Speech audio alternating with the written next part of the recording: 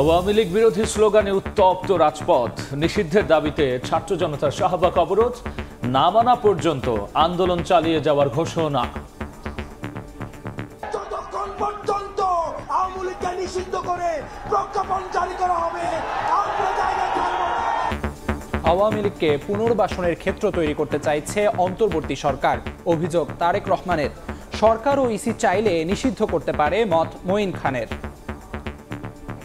জনগণের সিদ্ধান্তর বিষয় এটি।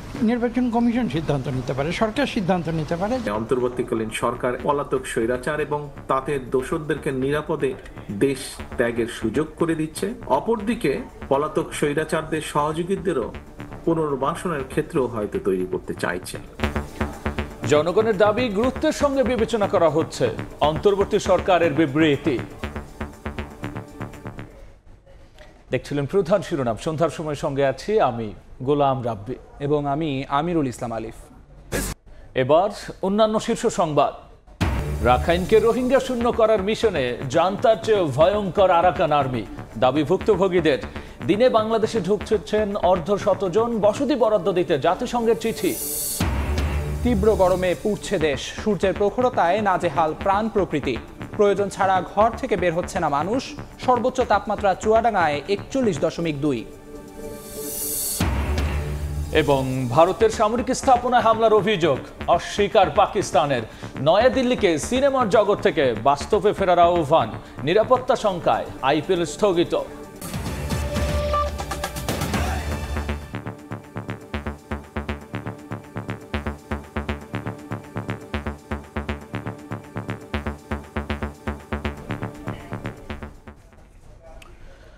অন্তর্বর্তী সরকার অভ্যুত্থানকারীদের দাবি কর্ণপাত করছে না, এমন অভিযোগ এনে আওয়ামী লীগ নিষিদ্ধের দাবিতে শাহবাগ অবরোধ করেছে ছাত্র জনতা।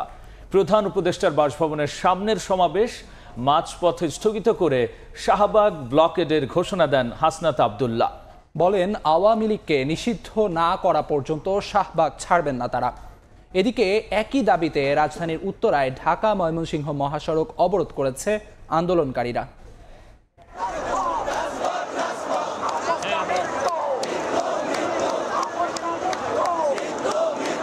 শুক্রবার বিকেল 4:30 নাগাদ প্রধান উপদেষ্টার বাসভবন যমুনার সামনের সমাবেশ স্থগিত করে শাহবাগ ব্লকের কর্মসূচি ঘোষণা করেন এনসিপি নেতা হাসনাত আব্দুল্লাহ। এরপরই একযোগে মিছিল নিয়ে শাহবাগ অবরোধ করেন ছাত্র জনতা। 4:40-এ শাহবাগের মূল সড়কে বসে পড়েন হাজারো মানুষ। স্লোগানে প্রকম্পিত হয় শাহবাগ এলাকা।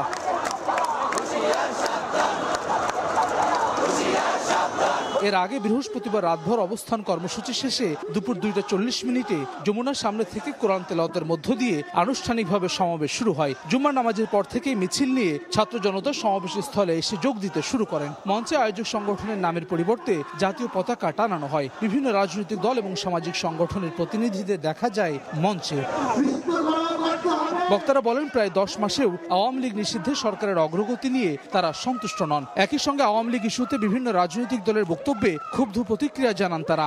আমরা প্রথম থেকে বলে এসেছি, আওয়ামী লীগ খুনি।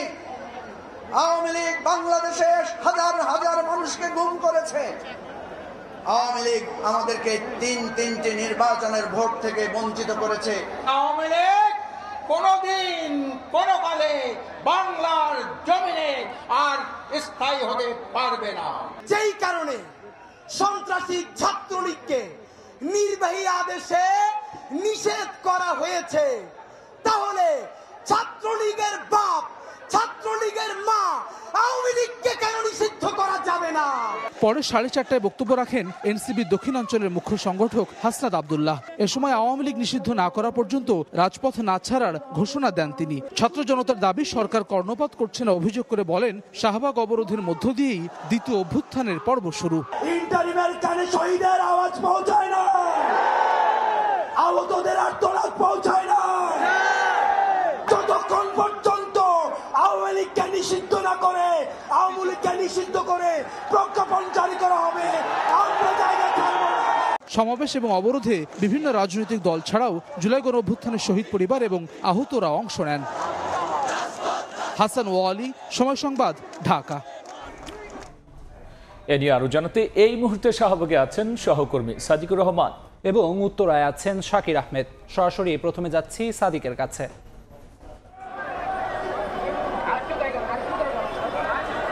আওয়ামী লীগ নিষিদ্ধের দাবিতে কিন্তু এই শাহবাগ মোড়ে গণজমায়েত সৃষ্টি হয়েছে। এখানে আসলে বিকাল থেকেই বিভিন্ন রাজনৈতিক দলের নেতাকর্মীরা এবং পাশাপাশি সাধারণ জনগণ কিন্তু এখানে যোগ দিয়েছে এবং যেটা দেখতে পাচ্ছেন যে শাহবাগ মোড় এখানে কিন্তু ব্যাপক গণজমায়েত সৃষ্টি হচ্ছে, যেখান থেকে আওয়ামী লীগ নিষিদ্ধের দাবিতে কিন্তু বিভিন্ন ধরনের স্লোগান দেওয়া হচ্ছে।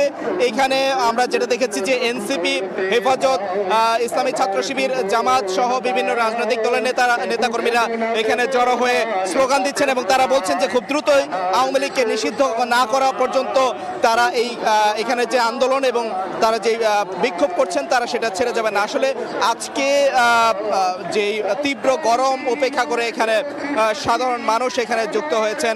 এই শাহবাগ মোড়ে কিন্তু সবাই এখানে এসেছেন। এখানে আজকে 39.2 ডিগ্রি সেলসিয়াস আজকে ঢাকার তাপমাত্রা এবং এখানে প্রচন্ড গরমের মধ্যে তারা এখানে অপেক্ষা করে এই একই দাবিতে তারা এখানে এসেছেন।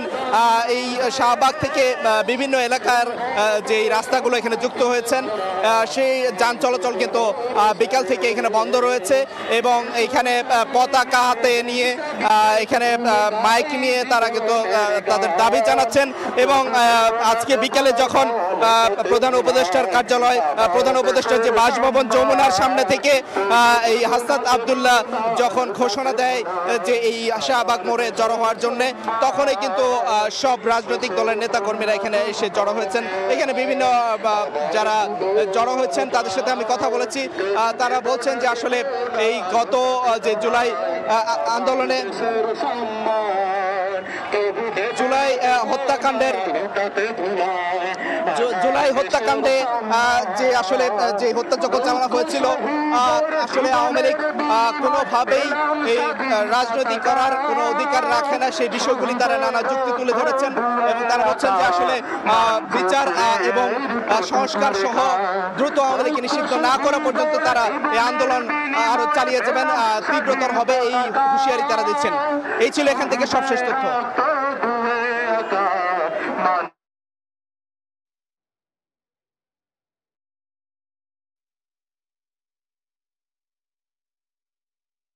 রাজধানীর উত্তরায় ঢাকা ময়মনসিংহ মহাসড়কটি কিন্তু ইতোমধ্যে অবরোধ করে রেখেছেন জুলাই রিভলিউশনারি অ্যালায়েন্স নামের ব্যানারের একটি সংগঠন।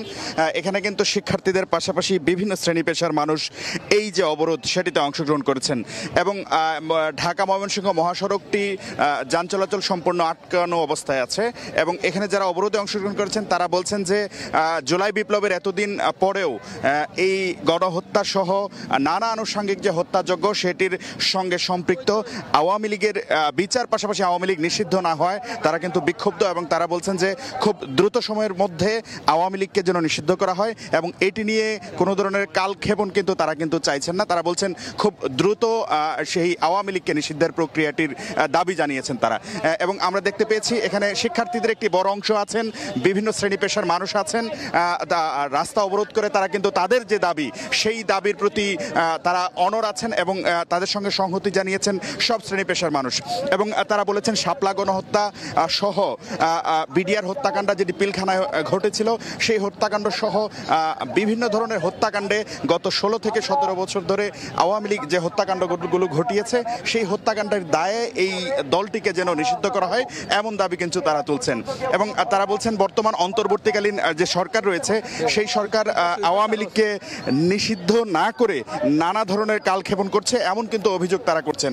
এবং তারা বলছেন যে রাজনৈতিক দলগুলোর সঙ্গে আলোচনা করে আওয়ামী লীগ নিষিদ্ধের কথা যেটি হচ্ছে অন্তর্বর্তী সরকারের পক্ষ থেকে সেটিকে কিন্তু তারা কালক্ষেপণ বলছেন। এবং তারা বলছেন যে জুলাই শহীদদের রক্তের প্রতি যে ঋণ রয়েছে সেটি মোচনের জন্য অন্তর্বর্তী সরকারের প্রতি দ্রুত সময়ের মধ্যে আওয়ামী লীগকে যেন নিষিদ্ধ করা হয় সেই দাবি তারা জানিয়েছেন। তো আমার কাছে এই ছিল রাজধানীর উত্তরা থেকে আওয়ামী লীগ নিষিদ্ধের দাবিতে জুলাই রিভলিউশনারি অ্যালায়েন্সের যে আজকের যে অবরোধ কর্মসূচি সেটির সর্বশেষ খবর। আওয়ামী লীগ নিষিদ্ধের দাবিতে যে আন্দোলন বিক্ষোভ সমাবেশের সবশেষ নিয়ে আমরা সরাসরি ছিলাম উত্তরা এবং এর আগে ছিলাম শাহবাগে। এদিকে নানা ইস্যু তৈরি করে ফ্যাসিবাদ বিরোধী ঐক্যে ফাটল তৈরি করছে অন্তর্বর্তী সরকার। কেবল তাই নয়, আওয়ামী লীগকে পুনর্বাসনের ক্ষেত্রেই তৈরি করতে চাইছে। এ অভিযোগ করেছেন বিএনপির ভারপ্রাপ্ত চেয়ারম্যান তারেক রহমান। দলটির আরেক নেতা মঈন খান বলেন, সরকার ও নির্বাচন কমিশন চাইলে আওয়ামী লীগকে নিষিদ্ধ করতে পারে। রাজধানীর খামারবাড়িতে স্টার পূর্ণমিলনী অনুষ্ঠানের আয়োজন করে বাংলাদেশ খ্রিস্টান ফোরাম। শুক্রবার বিকেলে এই অনুষ্ঠান খ্রিস্ট ধর্মাবলম্বীদের সঙ্গে যোগ দেন রাজনীতিকরাও। ফুল দিয়ে বরণ করে নেওয়া হয় অতিথিদের। অনুষ্ঠানে বক্তব্য দেন বিএনপির মহাসচিব মির্জা ফখরুল ইসলাম আলমগীর। ধর্ম দিয়ে সমাজে বিভাজন তৈরি না করে সবাইকে ঐক্যবদ্ধ থাকার আহ্বান জানান তিনি। ধর্ম দিয়ে কখন বিভাজন করা উচিত নয়, সমাজে যেন আমরা সেটাকে দিয়ে বিভাজন সৃষ্টি না করি, ঐক্য সৃষ্টি করি, সেই কাজটাই আমাদের হওয়া উচিত। অনুষ্ঠানে লন্ডন থেকে ভার্চুয়ালি যুক্ত হন বিএনপির ভারপ্রাপ্ত চেয়ারম্যান তারেক রহমান। অভিযোগ করেন, নানা ইস্যু তৈরি করে ফ্যাসিবাদ বিরোধী ঐক্যে ফাটল তৈরির পাশাপাশি আওয়ামী লীগকে পুনর্বাসনের ক্ষেত্র তৈরি করতে চাইছে অন্তর্বর্তী সরকার। সাবেক রাষ্ট্রপতি বিমানবন্দর দিয়ে চলে গিয়েছে দেশ ছেড়ে, যে অন্তর্বর্তী সরকার নাকি তার এই দেশ ত্যাগের ব্যাপারে কিছুই জানে না। এও অভিযোগ উঠেছে, সংস্কারের নামে সময় ক্ষেপণ করে অন্তর্বর্তীকালীন সরকার একদিকে যেমন হয়তোবা পলাতক স্বৈরাচার এবং তাদের দোসরদেরকে নিরাপদে দেশ ত্যাগের সুযোগ করে দিচ্ছে, অপরদিকে অত্যন্ত সুকৌশলে নানা ইস্যু সৃষ্টি করে স্বৈরাচার বা ফ্যাসিবাদে বিরোধী যে রাজনৈতিক দলগুলো আমরা যারা মাঠে ছিলাম, সেই দলগুলোর ঐক্যের মধ্যে ফাটল ধরানোর একটা ক্ষেত্র হয়তো তৈরি করতে চাইছে। এদিকে আগামী নির্বাচন বিষয়ে সার্বিক পরিস্থিতি পর্যবেক্ষণে ঢাকা সফররত যুক্তরাষ্ট্রের দ্য কার্টার সেন্টারের প্রতিনিধি দলের সঙ্গে বৈঠক করেছে বিএনপি। গুলশানে বিএনপি চেয়ারপারসনের কার্যালয়ে বৈঠক শেষে দলটির স্থায়ী কমিটির সদস্য আব্দুল মঈন খান বলেন, সরকার ও ইসি চাইলে নিষিদ্ধ করতে পারে আওয়ামী লীগকে। নির্বাচন কমিশন সিদ্ধান্ত নিতে পারে, সরকার সিদ্ধান্ত নিতে পারে। যেসব রাজনৈতিক দল আওয়ামী লীগ নিষিদ্ধের কথা বলছে তারা তাদের বক্তব্য বলেছে। কাজে এখানে আমরা বিএনপি হিসাবে তো আমরা এই সিদ্ধান্ত নেওয়ার মালিক নয়। আমাদের মহাসচিব তো ইতিমধ্যে বলেছেন যে জনগণের সিদ্ধান্তর বিষয় এটি। চলমান সংকট থেকে উত্তরণে দ্রুত নির্বাচন দরকার বলেও মন্তব্য করেন বিএনপি নেতারা। ডিসেম্বরের পরে নির্বাচন দেওয়ার কোনো। তানভীর হাসান মেঘ, সময় সংবাদ, ঢাকা। ধন্যবাদ। এদিকে প্রধান উপদেষ্টা ডক্টর মোহাম্মদ ইউনূসের দেয়া এক বিবৃতিতে জানানো হয়েছে, আওয়ামী লীগকে নিষিদ্ধ করার দাবি সরকার গুরুত্বের সঙ্গে বিবেচনা করছে। এ ব্যাপারে সরকার রাজনৈতিক দলগুলোর সঙ্গে আলোচনা করে দ্রুত সিদ্ধান্ত নেবে। তার আগ পর্যন্ত সবাইকে ধৈর্য ধারণের আহ্বান জানানো হয়েছে। ওই বিবৃতিতে বলা হয়, আওয়ামী লীগের নেতা ও সমর্থকদের সন্ত্রাসী কার্যক্রমের বিষয়ে জাতিসংঘের প্রতিবেদন সরকার বিবেচনা রাখছে। সাবেক রাষ্ট্রপতি ও হত্যা মামলার আসামি আব্দুল হামিদের বিদেশ গমনে জনমনে তৈরি হওয়া ক্ষোভের বিষয়েও সরকার অবগত রয়েছে।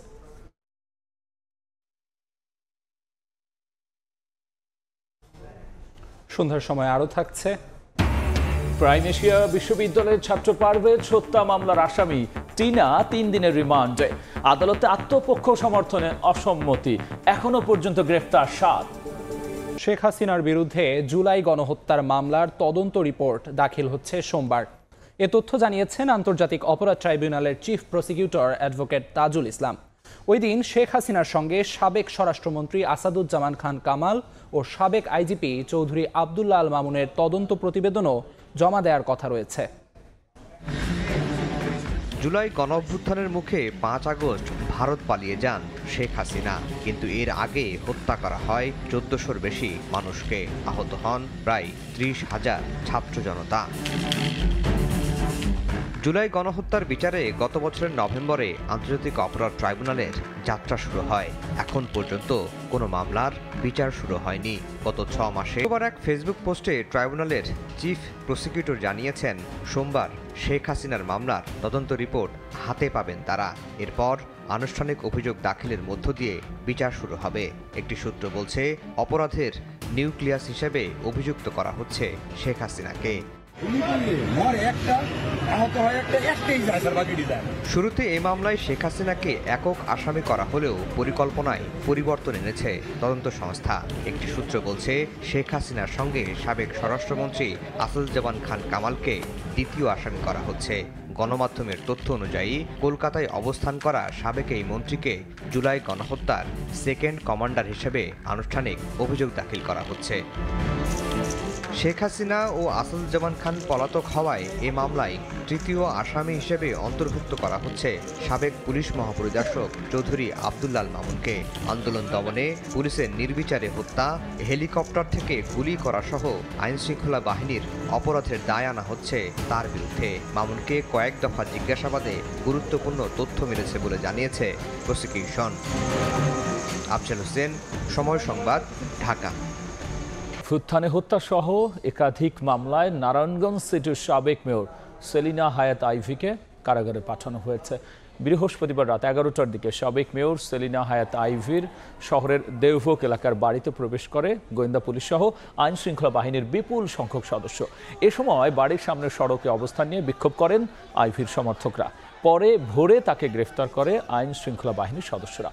পরে সিদ্ধিরগঞ্জের মিনারুল হত্যা মামলায় আইভিকে গ্রেফতার দেখিয়ে আদালতে তোলা হলে কারাগারে পাঠানোর নির্দেশ দেন বিচারক।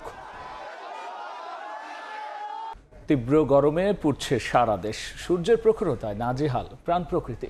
প্রয়োজন ছাড়া ঘর থেকে বের হচ্ছে না মানুষ। বিকেল 3টায় চুয়াডাঙ্গায় সর্বোচ্চ তাপমাত্রা রেকর্ড করা হয়েছে 41.2 ডিগ্রি সেলসিয়াস। একদিনের ব্যবধানে 1.5 ডিগ্রি সেলসিয়াস তাপমাত্রা বেড়েছে। মৌসুমের সর্বোচ্চ তাপমাত্রা আজ রেকর্ড করা হয়েছে বলে জানিয়েছে জেলার স্থানীয় আবহাওয়া অফিস। অন্যদিকে উত্তরের জেলা রাজশাহীতেও বেড়েছে তাপমাত্রা। জেলায় তাপমাত্রা 40 ডিগ্রি সেলসিয়াস রেকর্ড করা হয়েছে। তীব্র গরমে বিপর্যস্ত হয়ে পড়েছে জনজীবন। 4 দিন থেকে যে গরমটা পড়ছে অসম্ভব গরম। কাজ কামে তো ধরেন অবশ্যই সমস্যা হবে, গরমে লোকজন বাড়াচ্ছে না, বাসা থেকে বের হয় মুশকিল হয়ে গেছে গরমে। ক্লাসে বসে থাকতে পারছি না, ক্লাসে যে গরমে অনেক স্টুডেন্ট আছে যারা মাথা ঘুরে পড়ে যাচ্ছে। সন্ধ্যার সময়ে আরও থাকছে। রাতের মধ্যেই পাকিস্তান ছাড়ছেন রিশাদ নাহিদ। বিশেষ ব্যবস্থায় নিয়ে যাওয়া হচ্ছে দুবাই, জানিয়েছেন বিসিবি সভাপতি। সঙ্গে ফিরছেন 2 বাংলাদেশি ক্রীড়া সাংবাদিক। বিশ্ববিদ্যালয়ের শিক্ষার্থী পারভেজ হত্যা মামলার আসামি ফারিয়া হক টিনার 3 দিনের রিমান্ড আবেদন মঞ্জুর করেছেন আদালত। শুক্রবার তাকে ঢাকার সিএমএম আদালতে হাজির করে 5 দিনের রিমান্ড আবেদন করেন তদন্ত কর্মকর্তা। রিমান্ড আবেদনে বলা হয়, পারভেজ হত্যাকাণ্ডের অন্যতম উস্কানিদাতা ছিলেন টিনা। তবে ঘটনার সময় টিনা সেখানে উপস্থিত ছিলেন না বলে জানান তার আইনজীবীরা। পরে বিচারক আত্মপক্ষ সমর্থনের সুযোগ দিলে অসম্মতি জানান টিনা। বৃহস্পতিবার রাতে যৌথ বাহিনীর অভিযানে রাজধানীর নদ্দা থেকে তাকে গ্রেফতার করা হয়।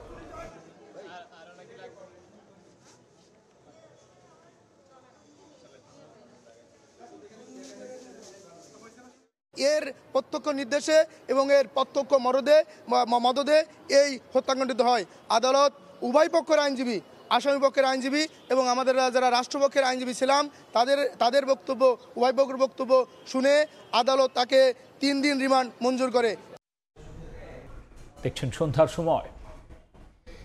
পাকিস্তানের বিরুদ্ধে সীমান্তে রাতভর হামলা চালানোর অভিযোগ করেছে ভারতীয় সেনাবাহিনী। সামরিক স্থাপনা লক্ষ্য করে চালানো ক্ষেপণাস্ত্র ও ড্রোন হামলা সফলভাবে প্রতিহত করার দাবিও করেছে নয়াদিল্লি। শুক্রবার ভারত সরকার দাবি করে হামলায় 300 থেকে 400 ড্রোন ব্যবহার করেছিল পাকিস্তান, যদিও এসব অভিযোগ অস্বীকার করেছে ইসলামাবাদ। ভারতকে সিনেমার জগৎ থেকে বাস্তবে ফিরে আসার আহ্বান জানিয়েছে পাকিস্তান। দুপক্ষের রাতভর গোলাগুলির পর থমথমে পরিবেশ বিরাজ করছে কাশ্মীর, উড়ি সহ বিভিন্ন জায়গায়। প্রতি মুহূর্ত চরম আতঙ্কে কাটছে বলে উদ্বেগ প্রকাশ করেছেন স্থানীয় বাসিন্দারা। দুদেশের সরকারকে বিবাদ মিটিয়ে নেওয়ার আহ্বান জানান তারা। অন্যদিকে প্রতিবেশী 2 দেশের মধ্যকার সংঘাতে যুক্তরাষ্ট্র হস্তক্ষেপ করবে না বলে সাফ জানিয়েছেন মার্কিন vice president JD Vance.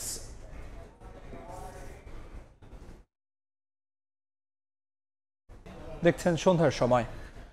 Bharat Pakistan সংঘাতের প্রভাব এবার ক্রিকেটে। নিরাপত্তার ঘাটতিজনিত কারণে আপাতত 1 সপ্তাহের জন্য স্থগিত করা হয়েছে আইপিএলের চলতি আসর। এদিকে আজ রাতেই পাকিস্তান থেকে দুবাই যাচ্ছেন পিএসএল খেলতে গিয়ে আটকে পড়া 2 টাইগার ক্রিকেটার রিশাদ হোসেন এবং নাহিদ রানা। এক ভিডিও বার্তায় বিষয়টি নিশ্চিত করেছেন বিসিবি সভাপতি ফারুক আহমেদ।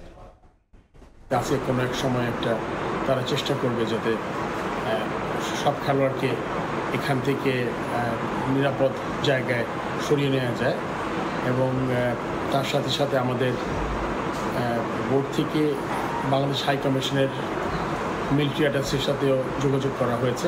2 জন ক্রীড়া সাংবাদিক আছেন, আমি 2 জনের সাথে কথা বলেছি এবং আমি ওনাদের দুজনের নামই ক্রিকেট বোর্ড থেকে বলেছি। এ পর্যায়ে শীর্ষ সংবাদ জানিয়ে দিচ্ছি আরও একবার।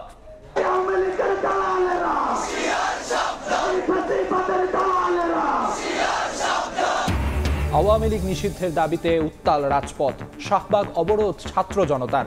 না মানা পর্যন্ত আন্দোলনের ঘোষণা, জনদাবি গুরুত্বের সঙ্গে বিবেচনায় সরকারের বিবৃতি। ঐক্যে ফাটল ধরিয়ে আওয়ামী লীগকে পুনর্বাসনের ক্ষেত্র তৈরি করতে চাইছে সরকার, অভিযোগ তারেক রহমানের। কর্তৃপক্ষ চাইলে দলটিকে নিষিদ্ধ করতে পারে, মত মঈন খানের। এবং তীব্র গরমে পুড়ছে দেশ, সূর্যের প্রখরতায় নাজেহাল প্রাণ প্রকৃতি। প্রয়োজন ছাড়া ঘর থেকে বের হচ্ছে না মানুষ, সর্বোচ্চ তাপমাত্রা চুয়াডাঙ্গায় 41.2।